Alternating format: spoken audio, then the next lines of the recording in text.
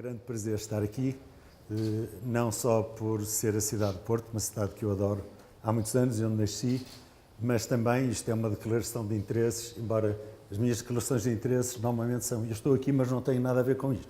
Mas desta vez eu estou aqui em apoio claro e motivado para a candidatura de Rui Moreira, como é evidente. O desafio que nos foi lançado foi, em 15, 20 minutos, trocar umas impressões sobre Porto em crescimento. E, em particular, como é que o município se poderia posicionar ou tomar iniciativas que contribuíssem para esse crescimento.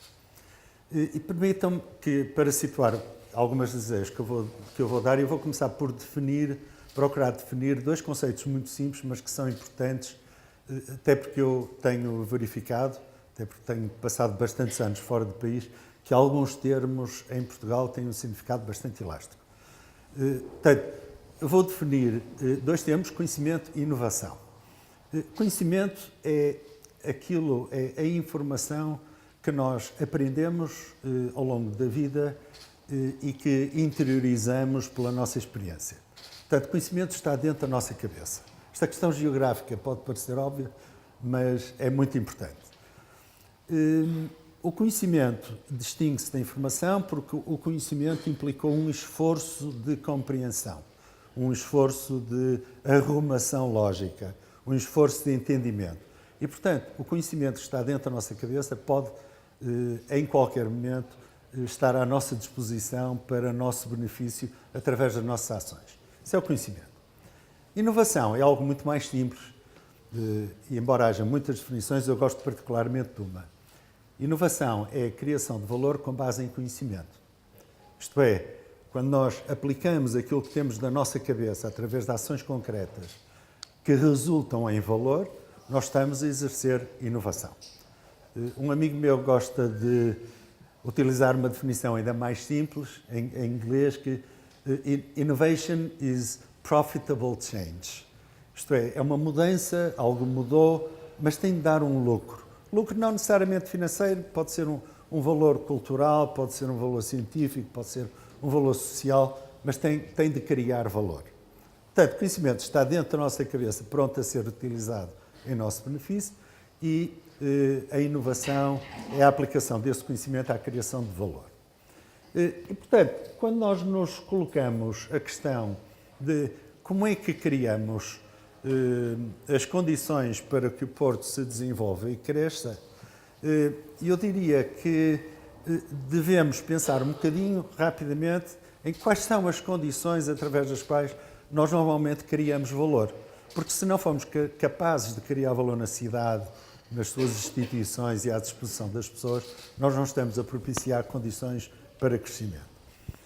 Normalmente, quando pensamos em criar valor, há duas ideias que vêm imediatamente à mente. A primeira é, queremos criar mais valor, temos que criar mais produtividade. Isto é, temos de nos organizar de uma forma mais inteligente, mais eficaz, temos de trabalhar de uma forma mais disciplinada, organizada e assim criamos mais valor. Uma outra ideia possível é, também é possível criar mais valor sem afetar a produtividade se conseguirmos reduzir os custos de contexto em que as pessoas e as empresas se inserem nas cidades e nos países. De facto, se nós conseguimos eliminar barreiras burocráticas, administrativas, alguns impostos supérfluos sem razão de ser, nós estamos a melhorar o rendimento disponível e, portanto, as condições de criação de valor. Essas são as duas formas mais comuns de pensar em técnicas para melhorar o valor. Mas há uma incomparavelmente mais eficaz, uma terceira, que é incorporar conhecimento nos produtos e nos serviços que as empresas fazem ou as pessoas criam. Porque aí, ao incorporar conhecimento, nós conseguimos especializar mais os produtos e serviços e dirigi-los a uma clientela, a um mercado, que valorize mais esses produtos e serviços e que nos dê margem para aumentar os preços, vender as coisas melhor. E aí todos sabemos a importância do design nos produtos, a importância dos restaurantes mais cuidados e mais limpos, que podem dar-se ao luxo de cobrar preços superiores, das indústrias que produzem produtos mais cuidados, com garantias superiores. E tudo isso são formas de incorporar conhecimento nos produtos e serviços e, portanto, gerar mais valor. E onde eu queria chegar é que esta terceira forma de criar mais valor é precisamente a definição que eu disse inicialmente de inovação. Quando nós incorporamos mais conhecimentos, produtos e serviços e os vendemos, nós estamos a beneficiar, a utilizar a inovação, a criar inovação. E, portanto, a minha forma favorita, digamos assim, de promover ou estimular ou pensar no desenvolvimento para uma região é promover condições para que a inovação passe a fazer parte da cultura, das atitudes, dos comportamentos das pessoas e das instituições dessa região. Portanto, eu vou defender a ideia muito simples que a nossa guerra é uma guerra pela inovação. É muito simples. Conceptualmente é muito simples. Na prática é difícil porque interfere com aspectos culturais e educacionais que são de modificação lenta. Mas, felizmente, Porto sempre foi uma cidade de mentes independentes e de inovação desde há muitos anos, há centenas de anos. E, portanto, nós temos a fibra, digamos assim, cultural e genética que, à partida, é propícia para estabelecer condições de inovação. Quando nós pensamos em criar inovação e, portanto, criar condições para que a inovação se desenvolva, como é que devemos pensar nisto? A primeira ideia que vos queria dar é que não devemos pensar na cidade. Devemos pensar na cidade-região. Isto é, não devemos pensar unicamente na cidade do Porto, tal como ela é geográfica e politicamente definida, mas devemos pensar na cidade-região, que tem como capital o centro, digamos assim, mais importante, a cidade de Porto, mas tem um conjunto de municípios à volta. Porquê? Porque quando nós olhamos às condições que podem ser propícias a criar inovação, elas verificam-se com mais dinamismo e mais realismo numa região mais abrangente do que numa região mais limitada. E isto por duas razões. Porque, em primeiro lugar, haverá mais centros que produzem conhecimento. Naturalmente, aumentando a geografia, teremos mais escolas, teremos mais universidades, teremos mais institutos de investigação, teremos mais empresas com unidades de ID, teremos, enfim, uma massa crítica mais apreciável de fontes de conhecimento. Mas a segunda razão ainda é mais interessante, é que temos condições de diversidade muito superiores para a aplicação desse conhecimento. Porque passamos a ter zonas rurais e zonas urbanas, zonas mais ricas e zonas menos desenvolvidas. Passamos a ter zonas com impactos culturais, com realidades culturais muito vivas e outras com mais limitações. Passamos a ter zonas com população mais envelhecida e zonas com população mais jovem. E este ambiente de diversidade cultural, de culturas diferentes, é precisamente o ambiente mais propício a criar condições para a inovação florescer.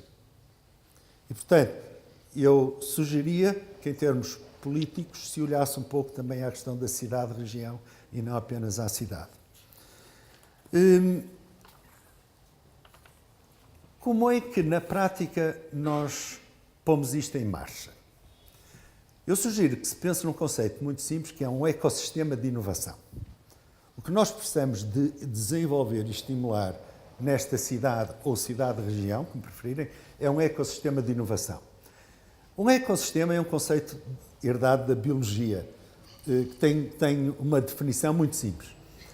Trata-se de um agrupamento de entidades da mais variada natureza, completamente diferentes do ponto de vista biológico, mas com uma característica: interatuam e estreitam intensamente uns com os outros.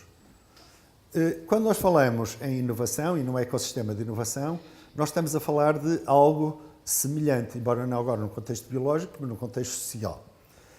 E aí estamos a falar de um conjunto de entidades que participam neste ecossistema de inovação, começando pelos produtores de conhecimento, que são as escolas, de vários níveis, da escola primária à escola universitária, e obviamente aos institutos e às instituições de investigação e desenvolvimento, investigação científica e desenvolvimento tecnológico.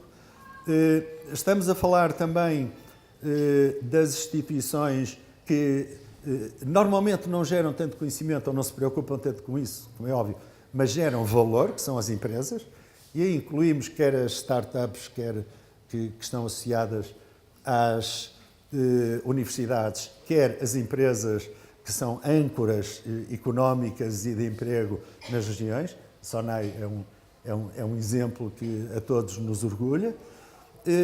Estamos a falar aos detentores de capital, sejam investidores privados, sejam sociedades financeiras, seja o que for, venture capital, sociedades de capital de risco, mas estamos a falar também de outro tipo de entidades, são as entidades culturais. Eu queria chamar a atenção para isso, porque isso é muito importante para desenvolver a inovação na região. A cultura tem de fazer parte integrante e central do processo de desenvolvimento de inovação. E aí estamos a falar de escolas de arte, escolas de humanidades, estamos a falar de oficinas, estamos a falar de comunidades de artistas, estamos a falar de salas de espetáculos, estamos a falar de teatros, cinemas, museus, certamente. Uma nota em relação à educação. Os produtores de conhecimento, em particular as escolas, desempenham um papel muito importante, mas elas vão ter de ser rapidamente transformadas, porque aquilo que existe é claramente insuficiente, é pouco. Não me refiro à quantidade, mas refiro-me à qualidade e ao tipo de educação que nós formamos nos jovens, sobretudo nos miúdos a nível de ensino primário e secundário. O município, na minha opinião, tem uma oportunidade excelente agora de agarrar a vontade que o governo tem tido nos últimos anos de descentralizar a educação a nível primário e secundário, embora, na minha opinião, a legislação que o governo fez está muito mal feita, mas há margem para alterar isso, porque essa é uma oportunidade de trazer à esfera de influência do município as condições em que educação e treino dos miúdos é feito. E, em particular, eu defendo que deixe de se fazer a separação entre ciências e humanidades em todo o ensino obrigatório. Não faz qualquer sentido nós dividirmos esse tipo de ensino, e eu defendo que todo o ensino obrigatório deve ser comum, deve ter apenas um tronco, com elementos de ciências, digamos assim, matemática, física, química, português, elementos de letras, de cultura, história, filosofia, por uma razão muito importante. Neste momento, as máquinas começam a ser capazes de pensar por si próprias. Machine learning é uma revolução brutal que vem aí, e a indústria 4.0, a meu ver, já está atrasada nesses processos.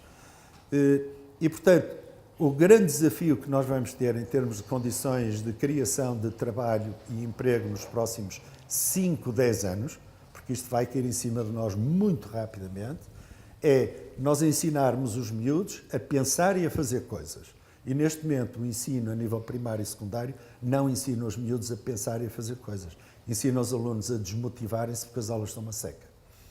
Portanto, eu considero que esta vontade do governo nos últimos anos de descentralizar a educação pode ser uma oportunidade excelente para o município influenciar a educação que se propicia na cidade, região, de uma forma orientada claramente ao futuro. Bom, e agora, para terminar, 2 ou 3 ideias quanto a algumas propostas que o município poderia pensar. Em primeiro lugar, o município deve pensar, ou deve assumir, que conhecimento e inovação são desígnios estratégicos da cidade. Sem isso não vamos a parte nenhuma. E assumir que conhecimento e inovação são desígnios estratégicos significa, para além de inventariar aquilo que existe entre as portas, significa iniciar uma operação de marketing para posicionar o município dessa forma. Isso em termos locais, em termos regionais, em termos nacionais e, sobretudo, em termos internacionais. O mundo tem de perceber, ou começar a perceber, que o Porto não é só vinho do Porto, apesar que isso é magnífico, não é só o Rio Douro, não é só a Praia Bonita, não é só monumentos extremamente interessantes e 2000 anos de história e cultura que temos, ou a gastronomia fantástica, o melhor país do mundo, mas é também inovação e conhecimento. As pessoas não são cabeças ocas, As pessoas têm potencial elevadíssimo, têm competências, têm vontade de trabalhar, estão orientadas ao futuro e não têm medo de encarar o futuro. Portanto, assumir esta cidade e região como tendo conhecimento e inovação como desígnios estratégicos, para mim, é o primeiro ponto a reter. O segundo é que a cidade tem de ser capaz de reter e atrair talento, empresas e investimento. E tem de o fazer de uma forma extremamente profissional e extremamente eficaz. Como outros países fizeram, como a Irlanda fez, como outros países fizeram, e eu conheço bem esses processos. Isto tem sido feito, do meu conhecimento até à data, pela Porto Invest. Eu sou da Ana Lehmann, ali, que tem feito um esforço heroico nessa área, mas eu atrevia-me a dizer, embora não conheça em pormenor o trabalho da Porto Invest, tenho acompanhado pela imprensa alguns resultados, que precisamos de fazer mais e melhor. Precisamos de reforçar essa capacidade de reter talento, atrair talento e atrair investimento e empresas. Por fim, eu atrevia-me a sugerir algo que não faz parte normalmente da cultura portuguesa, que é quebrar barreiras e pôr as pessoas a falar umas com as outras. A cultura portuguesa e a cultura das instituições em Portugal, em particular aqui no Norte, perdoem-me a expressão, é uma cultura ainda muito provinciana. E nós temos de combater isso. Departamentos universitários não conversam uns com os outros.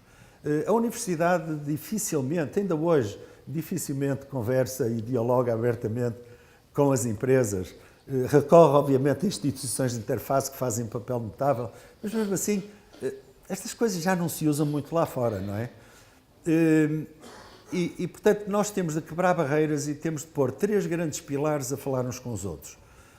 Temos de pôr os geradores de conhecimento, que são as escolas, a falar com os geradores de valor, que são as empresas, a falar com as pessoas do capital, as gestões do capital, que são os viabilizadores da inovação.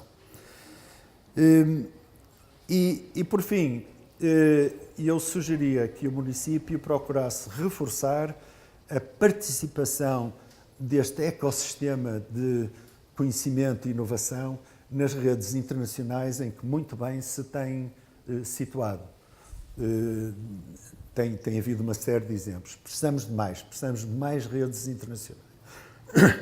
Internacionais, por uma razão muito simples. Eu acho que a Europa, neste momento, tem um momento dourado nas suas mãos. Com a eleição de Trump nos Estados Unidos, com o Brexit em Inglaterra, mas com as eleições recentes em França e com o provável resultado das eleições próximas na Alemanha, o acordo, o Trade Agreement, hoje assinado entre a União Europeia e o Japão, é um exemplo notável de que poderá estar a desenvolver-se uma nova Europa.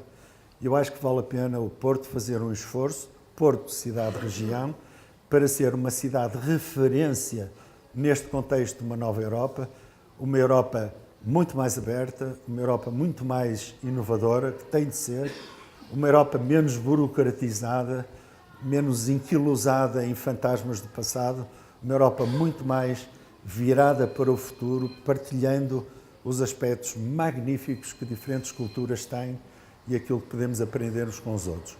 Se nós conseguirmos posicionar o Porto dessa forma, eu acho que estamos a construir um futuro muito valioso para todos.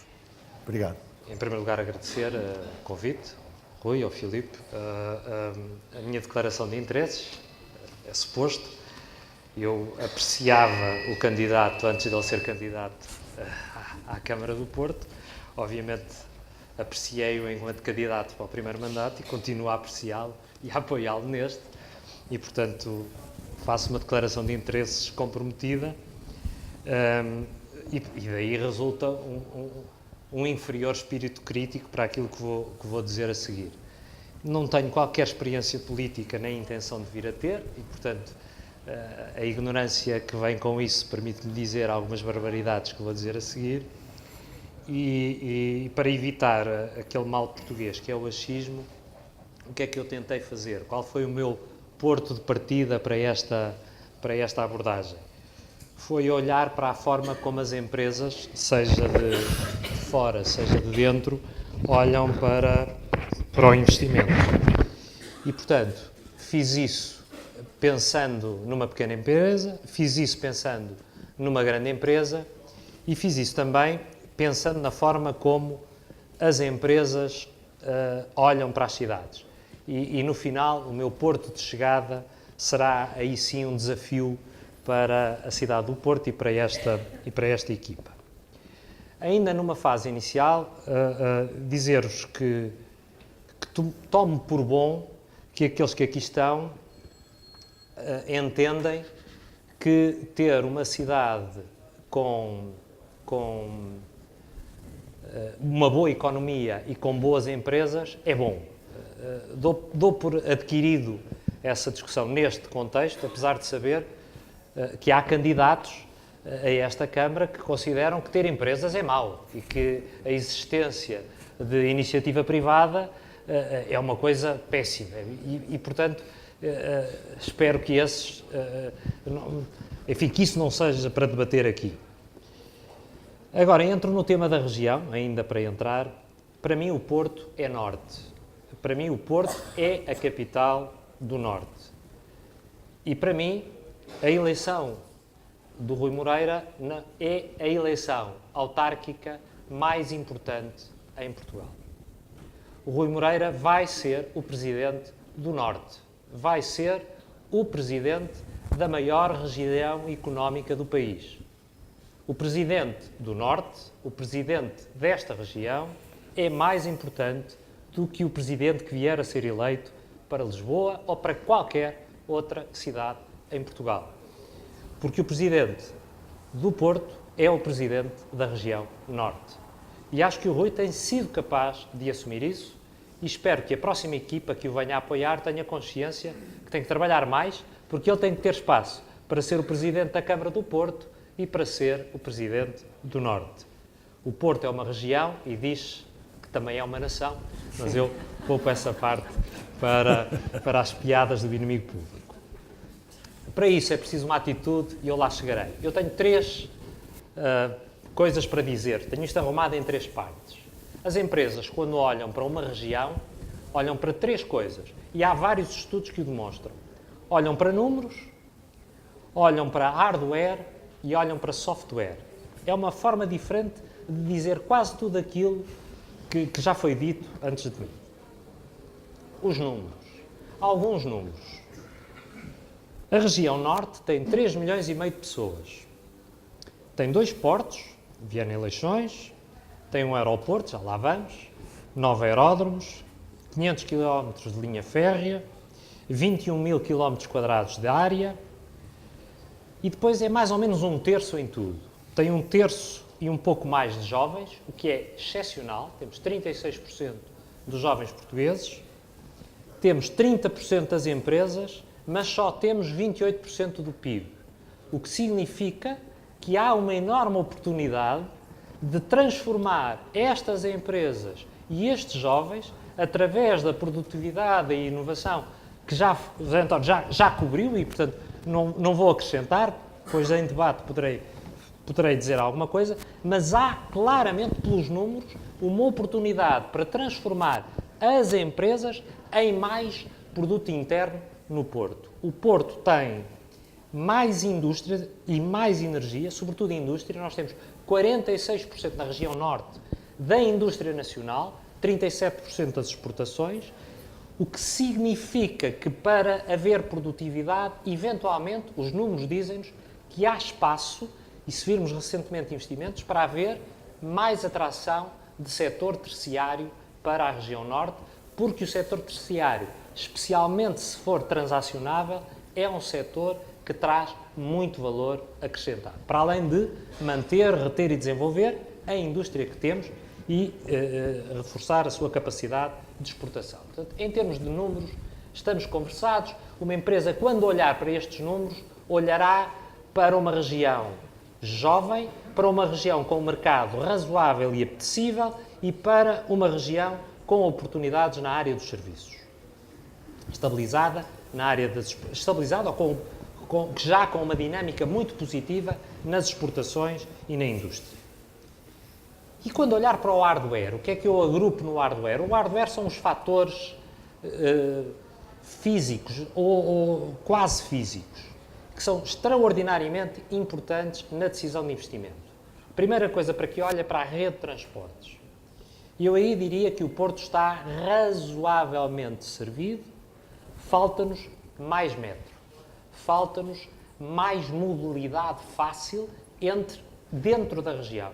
Falta-nos no essencial mais metro, mais ferrovia e mais interconectividade que permita mobilidade mais fácil entre os diferentes pontos desta região.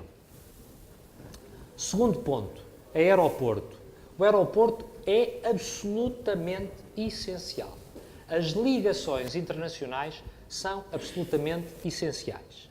Como o Porto não pode contar com a TAP, nós temos que olhar para outras linhas aéreas. Desafio esta equipa a encontrar uma linha aérea com capacidade de fazer ligações intercontinentais a partir do Porto. Pode ser a Emirates, pode ser a Qatar, que está com dificuldades, pode ser a Virgin, pode ser a Turkish Airlines. Nós precisamos de uma linha aérea que garanta ligações intercontinentais a partir do Porto e com um hub num sítio confortável que não seja Lisboa. Precisamos também de mais companhias aéreas do tipo da Ryanair, pode ser a Vueling, pode ser mais EasyJet.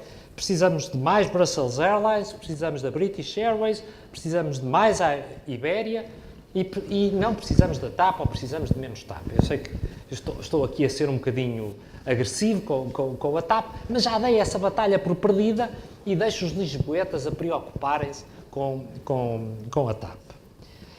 Precisamos de mais inteligência. A inteligência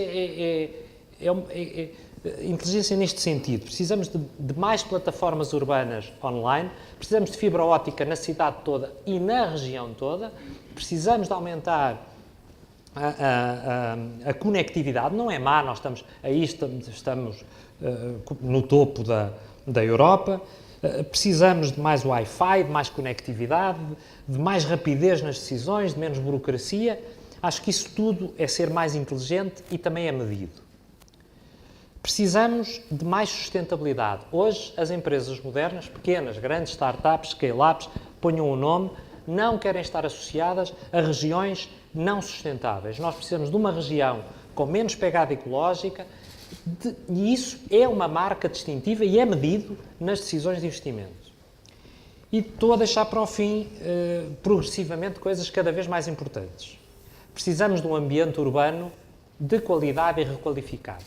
Tudo o que precisamos de boa qualidade de vida, aquilo que as pessoas chamam, as empresas querem se instalar onde as pessoas que lá trabalham tenham boa qualidade de vida. Precisamos naturalmente de equilíbrio entre turistas e residentes de longo prazo e curto prazo, precisamos de hotéis, precisamos de um urbanismo regulado.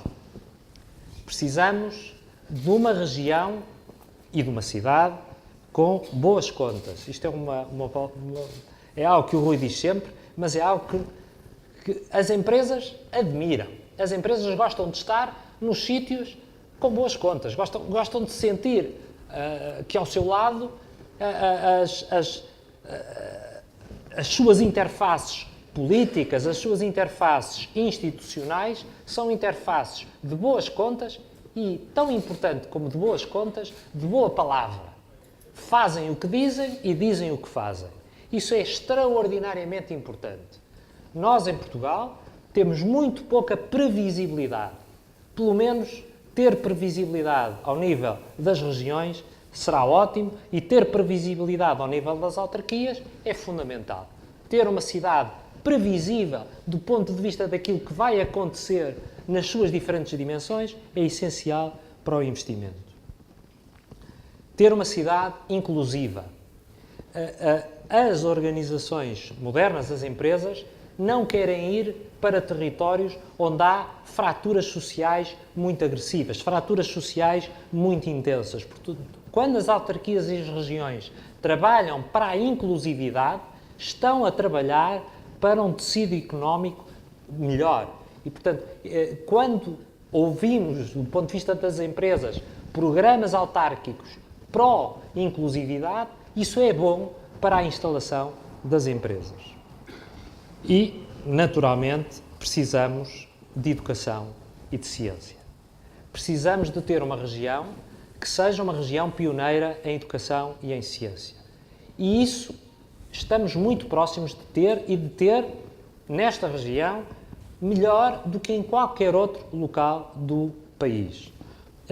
A Universidade do Porto continua a ser a melhor universidade portuguesa, desceu nos rankings apenas porque em Lisboa houve uma fusão, mas vai recuperar e vai ser, de novo, também nos rankings a melhor, e é, noutros rankings, e é debaixo de muitas dimensões, a melhor universidade portuguesa. Não é por estar aqui o José António, dizia isso antes de começarmos a conversar. Temos no Porto 2 dos melhores institutos de investigação europeus, um na área das engenharias e outro na área da medicina, o I3S na medicina e o INESC nas engenharias, absolutamente determinantes. Uma boa escola de negócios, passa publicidade, uma das melhores escolas de design, um bom politécnico e excelentes escolas em artes e humanidades que são absolutamente essenciais. Eu lá chegarei no software ao tema da cultura. E, portanto, de hardware, acho que estamos razoavelmente bem e podemos, deixei aqui algumas pistas, ficar melhor. E, finalmente, talvez aquilo que vos possa parecer mais estranho, o software. O que é que eu chamo de software? As empresas precisam de ter a noção de para onde é que vão, o que é que vão encontrar.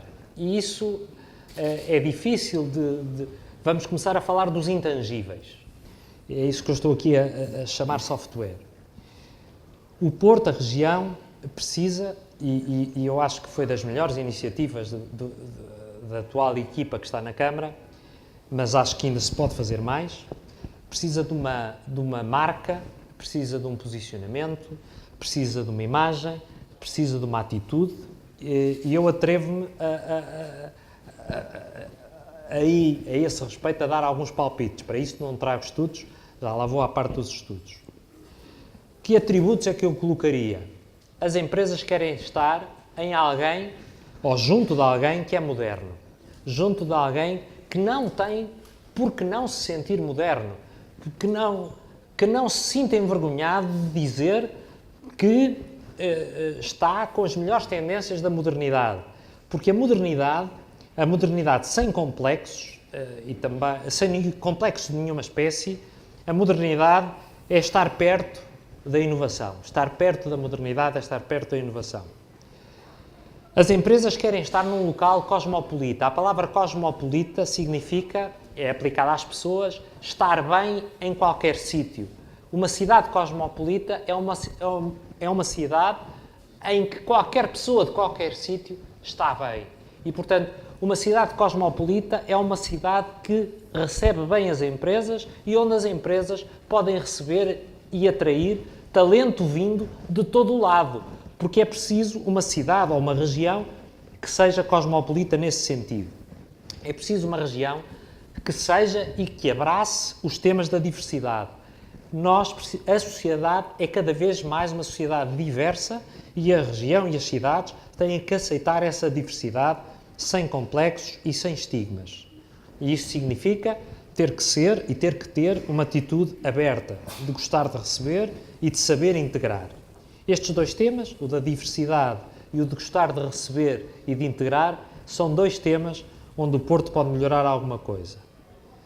A cultura e a educação já falámos, a cultura é absolutamente essencial e determinante, é um pilar crítico para as novas empresas se localizarem. O Porto tem feito um percurso assinalável nessa área e a Câmara do Porto e a região do Porto têm apoiado bastante o desenvolvimento cultural. E, finalmente, o ambiente business friendly. Nós precisamos de ter um ambiente em que as empresas sintam que, quando interagem com os protagonistas da região, sentem que esses protagonistas são amigos das empresas, são friendly para as empresas, têm um discurso que as empresas conseguem compreender e conseguem interagir. Dito isto, termino com o porto de chegada. O meu porto de chegada era lançar ao Porto o desafio de ser o destino europeu para o investimento empresarial. Procurei. E nós que ganhamos o destino europeu turístico, não aparecemos em nenhum dos rankings que procurei dos destinos europeus para a instalação de empresas. Não fiquem preocupados, porque demora tempo. Uma insuspeita cidade como Birmingham demorou 15 anos, mas chegou aos top 20. Demora, em média, pelos estudos que eu estive a ver, 10 a 15 anos. E dizia-se, vou só ler aí, porquê? Porque é que demorou tanto tempo? Porque as pessoas dos negócios não notam a mudança das cidades muito depressa, porque passam muito tempo nos hotéis e no escritório e, portanto, não veem as cidades. Ora, o Porto está a conseguir mostrar-se às pessoas de negócios a partir do turismo. E, portanto, como nós temos já cá as pessoas dos negócios a fazer turismo, e cada vez mais e crescentemente, talvez consigamos fazer com elas a venda e a promoção de que também somos um destino turístico, um destino empresarial. Infelizmente não aparecemos nas primeiras 20. Deixem-me dizer-vos que nas primeiras 20, mais de metade não são capitais, 11 não são capitais, e por acaso há uma cidade que eu tenho pena que lá... Não tenho pena, eu gosto muito que lá esteja, mas gostava mais que estivesse o Porto. Lisboa aparece normalmente em 17º em todos os estudos que eu vi, mas eu gostava que o Porto aparecesse à frente. Em Espanha, Barcelona aparece à frente de Madrid. Na Alemanha, que tem 8 cidades nas primeiras 20, a maior parte dela, a Berlim, é quase a última. E, portanto, com os nossos números, com as nossas infraestruturas, com as nossas atitudes e convicções, com a nossa paciência, com o nosso tempo e com a alavancagem do turismo, eu desafiava o Porto a ser, talvez não nos próximos 4, mas daqui a 8, a melhor cidade europeia para o investimento empresarial, porque acho que temos condições para lá chegar.